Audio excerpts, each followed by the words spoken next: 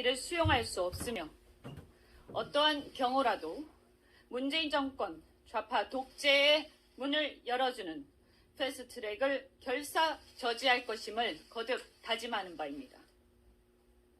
애초에 공수처 법안과 비례확대 선거법을 패스트트랙 안으로 합의한 것 자체가 어불성설이었습니다. 공수처 법안은 세계 유례가 없는 법으로서 반대파 숙청법의 다름 아닙니다. 검찰이 중립을 지키지 않는다는 전제하에서 만들어진 법이라는데, 그렇다면 만일 공수처가 정치적 중립을 지키지 않는다면 어떻게 할 것입니까? 공수처를 수사할 공수처 특검을 다시 만들 것입니까? 이런 코미디 같은 옥상옥 사정기관을 만드는 것이 마치 무슨 개혁마냥 둔갑되어 있는 현실이 개탄스럽습니다.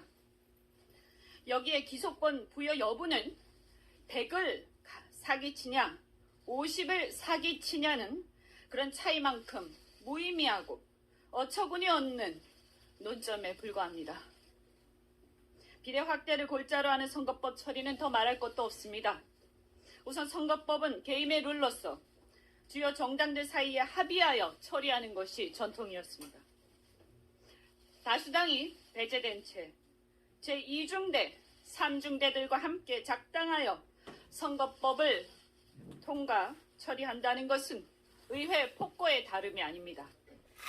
연동형 비례대표제는 결코 받아들일 수 없습니다. 민주당과 정의당이 적극 추진하는 연동형 비례대표제는 현재 우리 정치제도 상황에서는 제도적 정합성이 맞지 않습니다.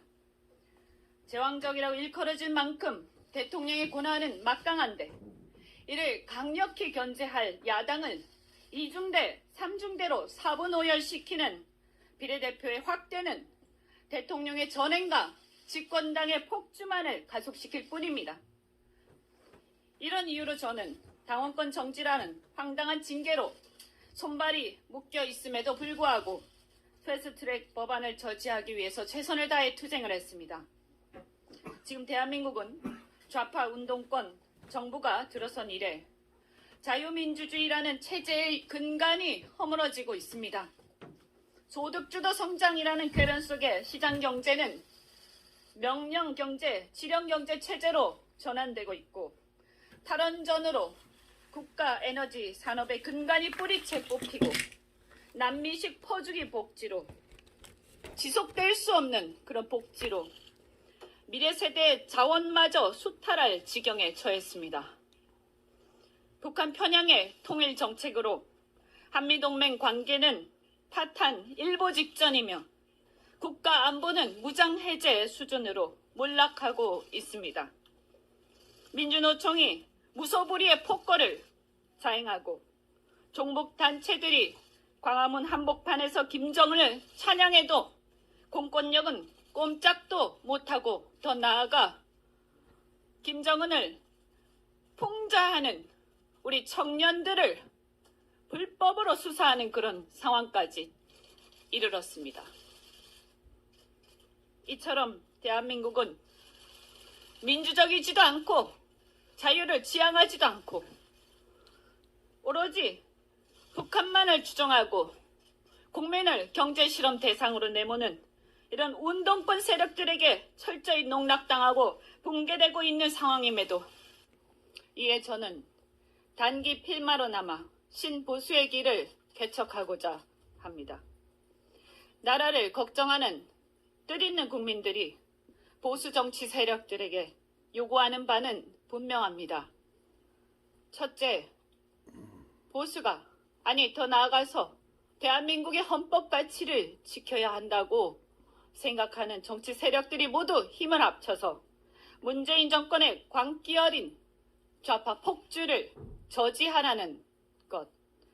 그리고 그 둘째는 과거 보수의 구태의연한 모습에서 탈피하여 국민들에게 희망을 줄 수 있도록 보수가 새롭게 거듭나야 한다는 것입니다.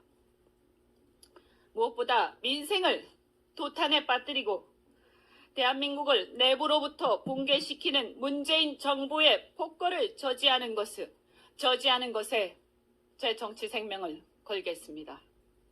좌파 운동권 정권의 광기 어린 폭주 속에 대한민국의 헌정 체제가 풍전등화의 위기에 놓여 있는 오늘 절박한 심정으로 호소드리고자 합니다. 내년 총선은 반드시 헌법가치 수호 세력들이 단일 대우가 되어야 하며 어떠한 분열도 정당화될 수 없습니다. 어떠한 정치적 이익도 국민들의 이 절망과 비명 위에 뛰어넘을 수 없습니다. 제1야당인 한국당, 바른미래당 내 보수 세력뿐만이 아니라 문재인 운동권 집단의 그동안의 민주주의니 자유니 공정이니 정의니 하는 그런 가만이설에 쏘가 넘어갔던 모든 정치 세력들, 그리고 과거 정권에 실망하여 바깥에서 구경만 하고 있던 세력들 모두 이제는 대한민국 헌법 가치를 수호하기 위해서 함께 싸워야 합니다. 대한민국을 바로 세우려는 큰 통합의 에너지를 반드시 만들어내야 합니다. 헌정체제를 수호하려는 모든 세력을 규합하여 보수야권 대통합의 그 한길에 제 모든 것을 바치겠습니다. 동시에 보수는 이제 혁신이 없으면 죽음밖에 없다는 절체절명의 위기의식을 가지고 새로운 보수의 비전을 보여주어야 합니다. 신보수주의는 국가주의, 권위주의, 기득권 생활에 중독된 구보수와는 다른 길을 가야 합니다. 산업화와 민주화라는 그 구태적인 패러다임 속에서 여전히 퇴행을 거듭하는 과거의 정치는 이제 종식되어야 합니다. 오늘날 글로벌 환경은 어떠합니까?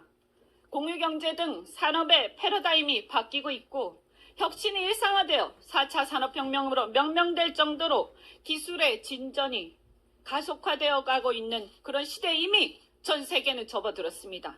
그런데 대한민국은 지금 뭘 하고 있는 것입니까?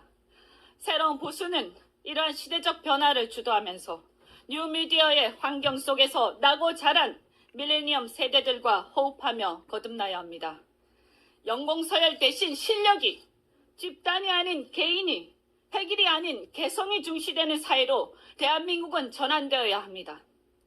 세대교체 역시 보수 혁신의 주요 과제라고 생각합니다. 우리 사회 기득권 세력의 탐욕은 끝이 없습니다.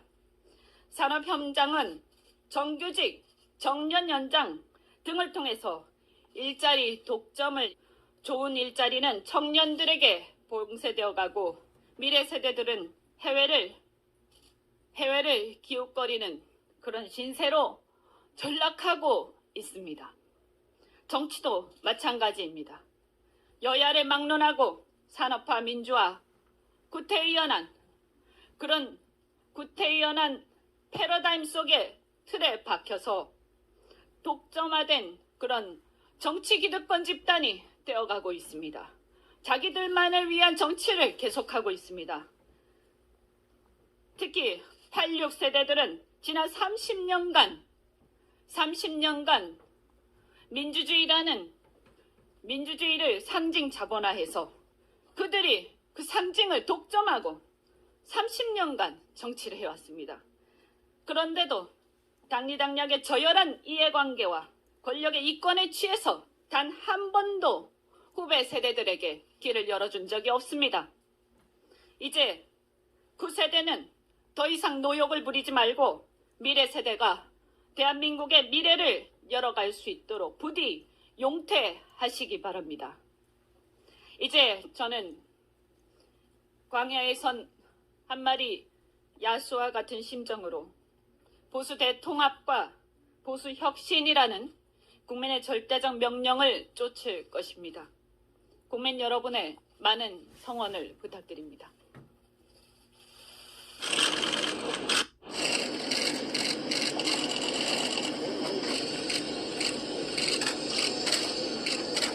좋겠습니다.